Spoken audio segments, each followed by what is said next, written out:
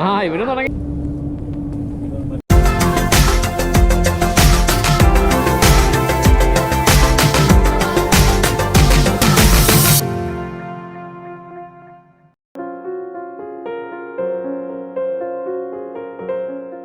Hi, വിയറ്റ്നാമിൽ നിന്നുള്ള പുതിയൊരു വീഡിയോയിലേക്ക് സ്വാഗതം. ഹനോയിലാണ് ഞാനിപ്പോൾ. രാവിലെ തന്നെ തെരുവ് കച്ചവടക്കാർ തങ്ങളുടെ ജോലി തുടങ്ങിയിരിക്കുന്നു. ഹലോങ് ബേ സന്ദർശിക്കുക എന്നതാണ് ഇന്നത്തെ പ്ലാൻ. രാവിലെ 8:30 ഞങ്ങളെ പിക്കപ്പ് ചെയ്യും എന്നാണ് അറിയിച്ചിരിക്കുന്നത്. ഹാനോയിൽ നിന്നും ഏകദേശം 160 കിലോമീറ്റർ ഉണ്ട് ഹാലോങ്ങിലേക്ക്. യാത്ര എക്സ്പ്രസ് ഹൈവേയിൽ കൂടി ആയതുകൊണ്ട് ഏകദേശം 3 മണിക്കൂർ കൊണ്ട് ഹാലോങ്ങിലെത്തും.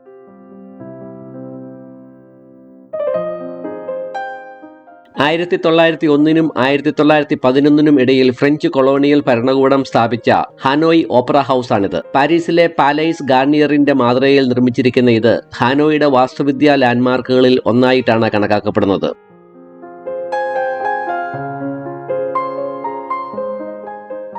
ഹാനോയുടെ ഇടുങ്ങിയ വഴികളിൽ നിന്നും ഞങ്ങളുടെ വാഹനം എക്സ്പ്രസ് ഹൈവേയിലേക്ക് പ്രവേശിച്ചു. പഴയ കെട്ടിടങ്ങളൊക്കെ മാറി പുതിയ ബഹുനില കെട്ടിടങ്ങൾ കണ്ടു തുടങ്ങി. പുതിയ ഹാനോയുടെ കാഴ്ചകളാണിതൊക്കെ. വലിയ ഗോപുരത്തോടു കൂടിയുള്ള ആ കെട്ടിടം വിയറ്റ്നാം യൂണിവേഴ്സിറ്റിയാണ്.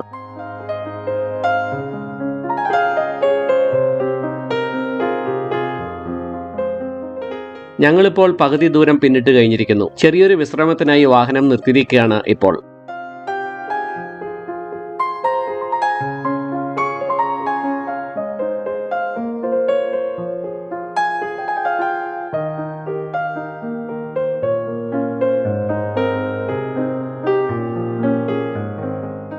ഹാലോങ്ങിലേക്ക് അടുക്കും തോറും ഇവിടുത്തെ പ്രത്യേകതയായ ചതുപ്പ് നിലങ്ങളും ചുണ്ണാമ്പുകല്ലുകൾ കൊണ്ടുള്ള പാറകളും കണ്ടു തുടങ്ങി. വിയറ്റ്നാമിന്റെ വടക്ക് കിഴക്കൻ ഭാഗത്തുള്ള ക്വാങ് നീൻ പ്രവിശ്യയിൽ ചൈനയുടെ അതിർത്തിക്കടുത്തായിട്ടാണ് ഹാലോങ് ബേ സ്ഥിതി ചെയ്യുന്നത്. ഇവിടെ നിന്നും ഏകദേശം 150 കിലോമീറ്റർ അപ്പുറത്താണ് ചൈനയുടെ അതിർത്തി.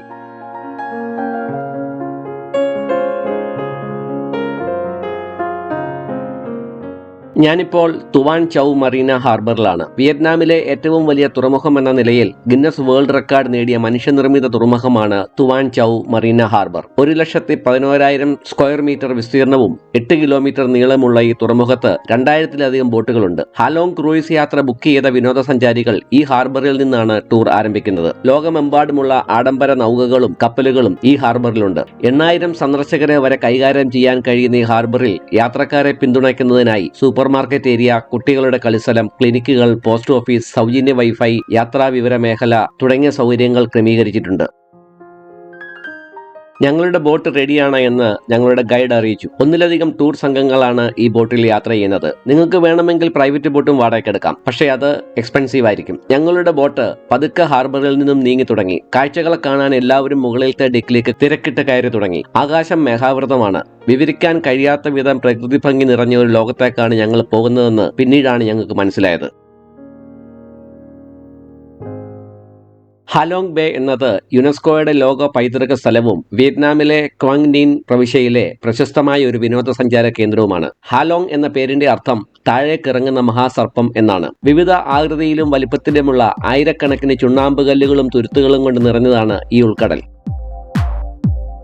ഹാലോങ് ബേക്ക് ഏകദേശം 1553 സ്ക്വയർ കിലോമീറ്റർ വിസ്തീർണമുണ്ട്. ഇവിടെയുള്ള 1969 ദ്വീപുകളിൽ ഭൂരിഭാഗവും ചുണ്ണാമ്പുകല്ലുകളാൽ രൂപപ്പെട്ടവയാണ്. 334 സ്ക്വയർ കിലോമീറ്റർ വിസ്തീർണമുള്ള ഉൾക്കടലിന്റെ കേന്ദ്രഭാഗത്തിൽ 775 ദ്വീപുകളുണ്ട്. 500 ദശലക്ഷം വർഷങ്ങളായി വ്യത്യസ്ത സാഹചര്യങ്ങളിലും പരിതസ്ഥിതികളിലൂടെയും കടന്നുപോയി രൂപപ്പെട്ട തുരുത്തുകളാണ് ഇവ.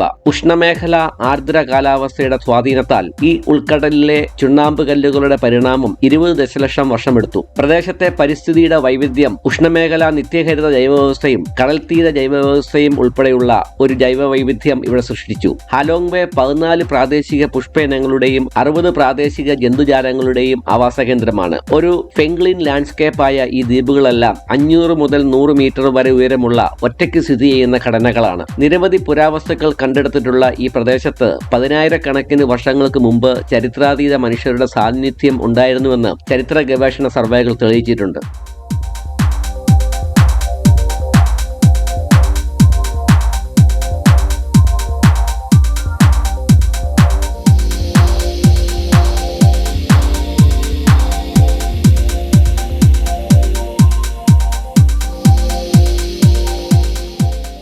ഹാലോങ് ബേയുടെ ഉത്ഭവത്തെപ്പറ്റി രസകരമായ ഒരു പ്രാദേശിക ഐതിഹ്യമുണ്ട്. വിയറ്റ്നാം ഒരു രാജ്യമായി വികസിക്കാൻ തുടങ്ങിയപ്പോൾ അവർക്ക് ആക്രമണകാരികൾക്കെതിരെ പോരാടേണ്ടി വന്നു. അവരുടെ രാജ്യത്തെ സംരക്ഷിക്കുന്നതിനായി ദേവന്മാർ ഡ്രാഗണുകളുടെ ഒരു കുടുംബത്തെ സംരക്ഷകരായി അയച്ചു. ഈ ഡ്രാഗണുകൾ തുപ്പിയ ആഭരണങ്ങളും ജേടുകളും ഇവിടെയുള്ള തുരുത്തുകൾ വീഴുകയും ഒരു വലിയ മതിൽ രൂപപ്പെടുകയും ചെയ്തു. ആക്രമണകാരികളുടെ കപ്പലുകൾക്ക് മുമ്പിൽ പെട്ടെന്ന് പ്രത്യക്ഷപ്പെട്ട ഈ പാറമലകളിൽ ഇടിച്ച് അവർ പരാജയപ്പെട്ടു. തുടർന്ന് ഡ്രാഗണുകൾ ഈ ഉൾക്കടലിൽ താമസിക്കാൻ തീരുമാനിച്ചു. അമ്മ ഡ്രാഗൺ ഇറങ്ങിയ സ്ഥലമാണ് ഹാലോങ്. മക്കൾ അമ്മയെ സന്ദർശിച്ച സ്ഥലം ഇന്ന് ബൈത്തു ലോങ് ഐലൻഡ് എന്നും ഡ്രാഗണിന്റെ കുട്ടികൾ അക്രമാസക്തമായി വാൽ ചുഴറ്റിയ സ്ഥലത്തെ ബാക്ക് ലോങ് വി ദ്വീപ് എന്നും വിളിക്കുന്നു.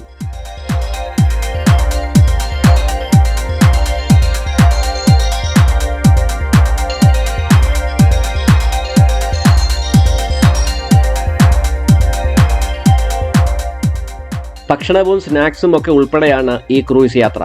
ഉച്ചഭക്ഷണം ധാരാളം കടൽ വിഭവങ്ങൾ ഉൾപ്പെട്ട സമൃദ്ധമായ ഒരു സീ ഫുഡ് ലഞ്ചായിരുന്നു. വലിയ കൊഞ്ചൊക്കെ അതിന്റെ പുറംചട്ട പോലും കളയാതെയാണ് ടേബിളിൽ വന്നിരിക്കുന്നത്.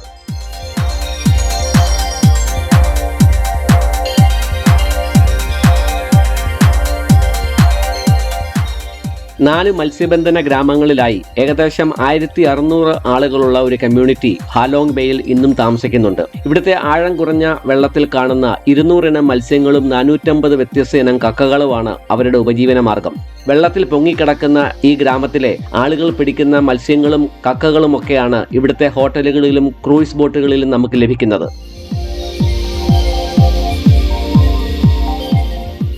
ഇവിടെയുള്ള പല ദ്വീപുകൾക്കും അവയുടെ അസാധാരണമായ ആകൃതി കാരണം പക്ഷികളുടെയും മൃഗങ്ങളുടെയും ഒക്കെ പേരുകളാണ് നൽകിയിരിക്കുന്നത്. ഇവിടെയുള്ള 989 ദ്വീപുകൾ അറിയപ്പെടുന്നത് ആന, പോരാട്ടക്കോഴി, കുരങ്ങ്, മുയൽ, അണ്ണാൻ എന്നിങ്ങനെയുള്ള പേരുകളിലാണ്. അണ്ണാൻ, കുരങ്ങ് തുടങ്ങിയ മൃഗങ്ങളെയും ചില ദ്വീപുകളിൽ കാണാൻ സാധിക്കും.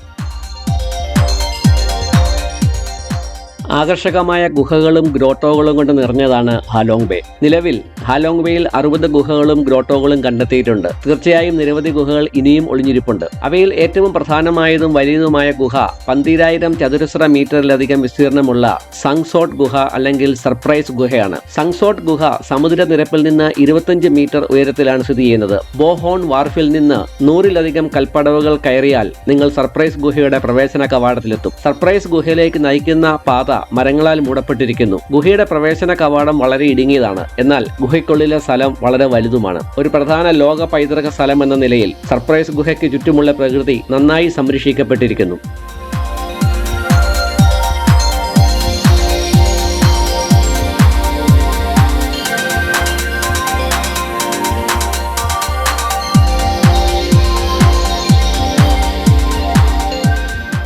ഈ ഗുഹ വരണ്ടതാണ്. അതിനാൽ കാൽനടയായി ഗുഹയ്ക്കുള്ളിൽ പരിവേഷണം നടത്താൻ സാധിക്കും. ഗുഹ താരതമ്യേന ഉയർന്നതാണ്. തറയിൽ നിന്ന് ഗുഹയുടെ സീലിംഗിലേക്കുള്ള ഉയരം ഏകദേശം 300 മീറ്റർ വരെയാണ്. ഗുഹയുടെ 800 മീറ്റർ നീളത്തിൽ സ്റ്റലാഗ്മിറ്റുകളുടെയും സ്റ്റലാക്ടൈറ്റുകളുടെയും ഗംഭീരവും വർണ്ണാഭവുമായ ലൈറ്റിംഗ് കൊണ്ട് തിളങ്ങുന്നതുമായ ഒരു ലോകമുണ്ട്. 3 വ്യത്യസ്ത ഭാഗങ്ങളിലായിട്ടാണ് ഈ ഗുഹ പരന്നു കിടക്കുന്നത്. ഗുഹയുടെ മുകളിൽ നിന്നും താഴെയുള്ള ഹാലോങ് ബേയുടെ കാഴ്ച അതിമനോഹരമാണ്.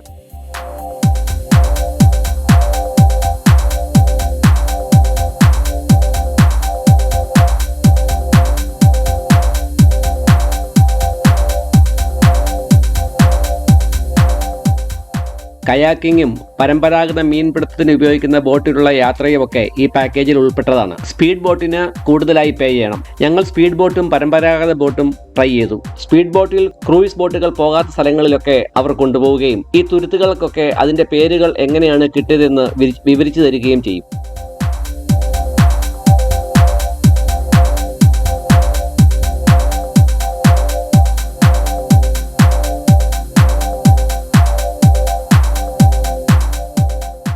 ഇവിടെ ലക്ഷറി ക്രൂയിസിൽ രാത്രി താമസിക്കാനുള്ള പാക്കേജും ലഭ്യമാണ്. അതിനുവേണ്ടിയുള്ള വലിയ ലക്ഷറി ബോട്ടുകളാണ് ഇവയൊക്കെ.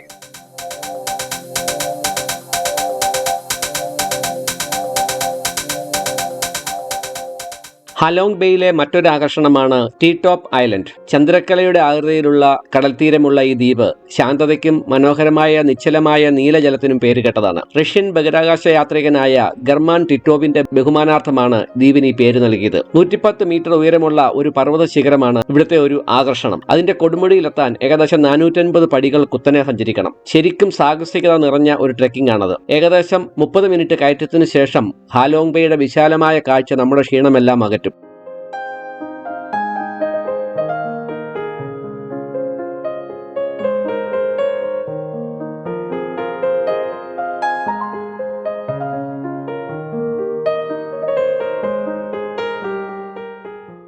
ഞങ്ങൾ ഹാനോയിലേക്ക് മടങ്ങുകയാണ്.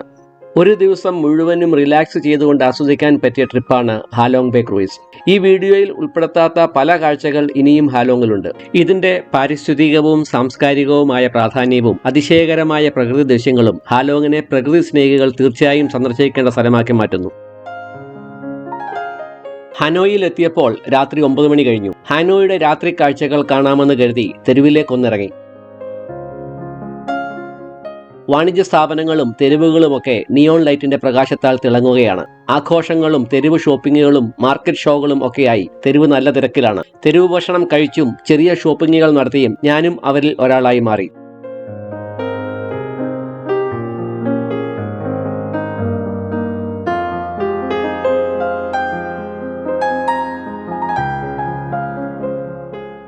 വിയറ്റ്നാമിന്റെ മധ്യഭാഗത്തായി ഹാൻ നദിയുടെ കരയിൽ സ്ഥിതി ചെയ്യുന്ന വിയറ്റ്നാമിന്റെ ഐക്കോണിക് ലാൻഡ്മാർക്കായ ഗോൾഡൻ ബ്രിഡ്ജ് സ്ഥിതി ചെയ്യുന്ന ഡനാങ് എന്ന സ്ഥലത്തേക്കാണ് നാളെ എന്റെ യാത്ര. കാഴ്ചകൾക്കായി കാത്തിരിക്കുക.